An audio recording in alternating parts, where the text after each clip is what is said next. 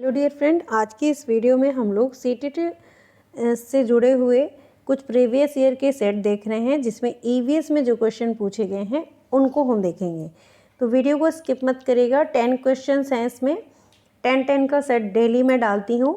Channel को subscribe अगर नहीं किया हो तो चैनल को सब्सक्राइब कर लीजिएगा, इससे आपकी प्रैक्टिस हो जाएगी। चलिए, वर्ली एक पारंपरिक कला का प्रकार है। वर्ली नामक स्थान किस राज्य में है? तो आपके ऑप्शंस दिए हुए हैं, आप भी कमेंट बॉक्स में जाके आंसर करते रहिए और अपने आप को एक चेक कर सकते हैं कि हमारी तैयारी अभी कहाँ तक पहुँची है, क्योंकि प्रैक्टिस सेट लगाना सभी के लिए ज़रूरी है, चाहे उनको क्वेश्चंस आते हो नहीं आते हो, प्रैक्टिस बहुत ज़रूरी है। तो पहला ऑप्शन है महाराष्ट्र, दूसरा है उड़ीसा, थर्ड है राजस्थान और फोर्थ है बिहार। तो इसमें से जो हमारा करेक्ट आंसर हो जाएगा वो हो जाएगा महाराष्ट्र, क्योंकि जो वर्ली एक पारंपरिक कला है, पद्धति है, और इसका प्रचलन कहाँ है? महाराष्ट्र राज्य में है। तो महाराष्ट्र ऑप्शन नंबर ए हमारा जो है वो सही हो जाएगा। महाराष्ट्र और गुजरात की सीमा पर सबसे ज़्यादा देखने को मिलता है वर्ली। ठीक है, नेक्स्ट क्वेश्चन देखते हैं। तमिलनाडु के निकटवर्ती राज्य कौन कौन से हैं? तो जो तमिलनाडु के निकटवर्ती राज्य हैं उनमें हमारा आ जाता है केरल, कर्नाटक और आंध्र प्रदेश, जिसे अब हम तेलंगाना भी कहते हैं। इसकी सीमाएं गुजरात और गोवा को नहीं छूती हैं। तो तमिलनाडु के निकटवर्ती राज्य में केरल, कर्नाटक और आंध्र प्रदेश। देखते हैं ऑप्शन में कहाँ पे है। तो सबसे पहला ही हमको ऑप्शन जो दिखाई दे रहा है वो है केरल, कर्नाटक और आंध्र प्रदेश। तो ये ऑप्शन बिना पढ़े ही हम आगे का इसको आराम से टिक कर सकते हैं, क्योंकि हमें कंफर्म, लेकिन इसके लिए हमको कंफर्म होना चाहिए। हमारा 1 मिनट बच जाएगा तब जब हम अच्छे से प्रैक्टिस किए रहेंगे, और वही क्वेश्चन जैसे ही हमारे एग्ज़ाम में दिखेगा हम तुरंत उसको क्या कर देंगे? टिक कर देंगे। इसके लिए प्रैक्टिस बहुत ज़रूरी है। देखिए, हमें ऑप्शन पढ़ने की ज़रूरत ही नहीं पड़ी, क्योंकि हमें ऑप्शन आंसर याद था। तो आप लोगों को भी इसी प्रैक्टिस की ज़रूरत है। नेक्स्ट क्वेश्चन देखते हैं। जब कोई व्यक्ति ट्रेन द्वारा अहमदाबाद से केरल की यात्रा करता है तब वह अनेक सुरंगों को पार करता है। ये सुरंगें पर्वतों में हैं। तो ये कौन सी पर्वतों में हैं? जब कोई व्यक्ति ट्रेन द्वारा अहमदाबाद से यात्रा कर रहा है, ठीक है, तो वो थाल घाट, भोर घाट, पाल घाट आदि सुरंगों को पार करता है। ये सुरंगें पश्चिमी घाट में स्थित है। तो विंध्याचल, अरावली, पश्चिमी घाट, पूर्वी घाट। ऑप्शन नंबर हमारा सी, पश्चिमी घाट सही हो जाएगा। ठीक है, नेक्स्ट क्वेश्चन देखते हैं। निम्नलिखित में से कौन सा कीट मधुमक्खियों की भांति कॉलोनी में एक साथ नहीं रहता है? ध्यान दीजिएगा एग्जाम में कि नहीं रहता है, अगर कहीं नहीं लिखा है तो उसके हिसाब से ही आंसर को टिक करिएगा। बहुत बार हम जल्दीबाजी में क्वेश्चन छूटते रहते हैं, ऐसा अक्सर सीटेट के एग्ज़ाम में होता है, तो इस बात का हमको ध्यान रखना है। तो जो आंसर हो जाएगा, जो ततैया, चींटी और दीमक हैं ये तो कॉलोनी में रहते हैं, लेकिन जो मकड़ी होती है वो कॉलोनी में नहीं रहती है। मकड़ी जाला बनाकर हमेशा अकेली ही रहती है। तो हमारा आंसर नंबर 4, ऑप्शन नंबर 4 मकड़ी क्या हो जाएगा? सही हो जाएगा। ये मधुमक्खियों की भांति कॉलोनी में एक साथ नहीं रहती हैं। ठीक है, नेक्स्ट क्वेश्चन देखते हैं। कुडुक कहाँ के लोगों की भाषा है? तो जो कुडुक है, ऑप्शन दिया हुआ मिजोरम, मणिपुर, अरुणाचल प्रदेश और झारखंड। तो जो हमारा झारखंड है ये वहाँ के लोगों की भाषा है। कुडुक कहाँ के लोगों की भाषा है? तो कुडुक जो है वो झारखंड के लोगों की भाषा है। ठीक है, नेक्स्ट क्वेश्चन। राष्ट्रीय पाठ्यचर्या की रूपरेखा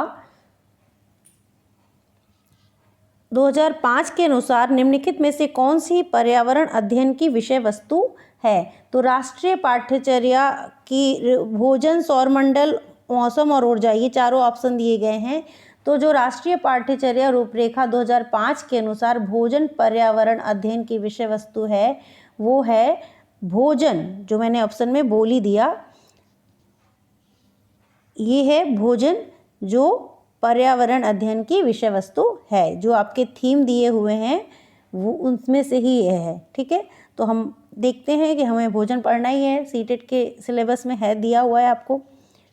नेक्स्ट क्वेश्चन। एक गांव के मकान के लक्षण दिए गए हैं। मकान मजबूत बांस के खंभों पर बने हैं। अंदर से भी मकान लकड़ी से ही बने होते हैं। मकान ज़मीन से लगभग 3 से 3.5 मीटर ऊंचाई पर बने होते हैं। मकानों की छतें ढालू होती हैं। इस गांव में भारी वर्षा होती है। ये सब जो लक्षण दिए गए हैं वो गांव किस राज्य में होना चाहिए आपके अनुसार? असम में, उत्तर प्रदेश में, राजस्थान में या बिहार में? तो हमें ऑप्शन क्या होगा भाई? आंसर नंबर 1 यानी जो असम है, ये सारे लक्षण जो दिए गए हैं वहाँ ये असम में होते हैं, क्योंकि असम गांव में भारी वर्षा होती है। यहाँ के मकानों का निर्माण बांस व खंभों पर लकड़ी से किया जाता है।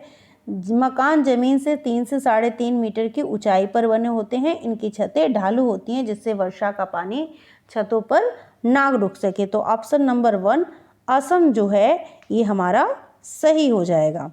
ठीक है, नेक्स्ट है क्वेश्चन, बगुला भैंस पर बैठता है क्योंकि? क्या संबंध है? बगुला तथा भैंस में सहजीवी संबंध होता है। बगुला मनोरंजन के लिए भैंस पर बैठता है। भैंस बगुले को एक स्थान से दूसरे स्थान तक आने जाने में मदद करती है। बगुला भैंस को डराना चाहता है। तो जो हमारा ऑप्शन हो जाएगा, बगुला भैंस पर बैठता है, क्योंकि बगुला तथा भैंस में कैसा संबंध है? सहजीवी संबंध है। बगुला क्या करता है? भैंस के शरीर पर उपस्थित जो जुएं वगैरह होती हैं उनको खा जाता है। ठीक है, तो बगुला और भैंस में कैसा संबंध होता है? सहजीवी संबंध है। आंसर नंबर 1 जो है हमारा सही हो जाएगा। नेक्स्ट है, निम्नलिखित में से जड़ का कौन सा कार्य पौधों के लिए नहीं है? तो जड़ पौधों को भोजन भंडारण करती है, ह्यूमस उपलब्ध कराती है, पौधों को सहारा देती है, जल तथा खनिजों का अवशोषण करना। जड़ का कौन सा कार्य पौधों के लिए नहीं है? तो जड़ क्या नहीं करती है? भोजन का भंडारण। जड़ पौधों को सहारा देती है, ह्यूमस भी उपलब्ध कराती है, जड़ तथा खनिज का अवशोषण भी करती है। भोजन का भंडारण संचित करने का कार्य प्रायः जड़ नहीं करती है, लेकिन कुछ जड़ें भोजन का संचारण करती हैं, जैसे शकरकंद। तो ये एक अपवाद है। इस ऑप्शन में जो ऑप्शन दिख रहा है, ये तीनों ऑप्शन तो कंफर्म जड़ के कार्य ही हैं, लेकिन भोजन का भंडारण ये इसका मुख्य कार्य नहीं है। ठीक है, राजस्थान का राज्य पशु कौन सा है? तो बड़ा आसान सा क्वेश्चन है, बाघ, गाय, ऊंट और भेड़। तो ऑप्शन सी हमको सबको पता है कि राजस्थान का राज्य पशु जो है वो है ऊंट। वीडियो अच्छी लग रही हो, डेली मैं डालती हूँ।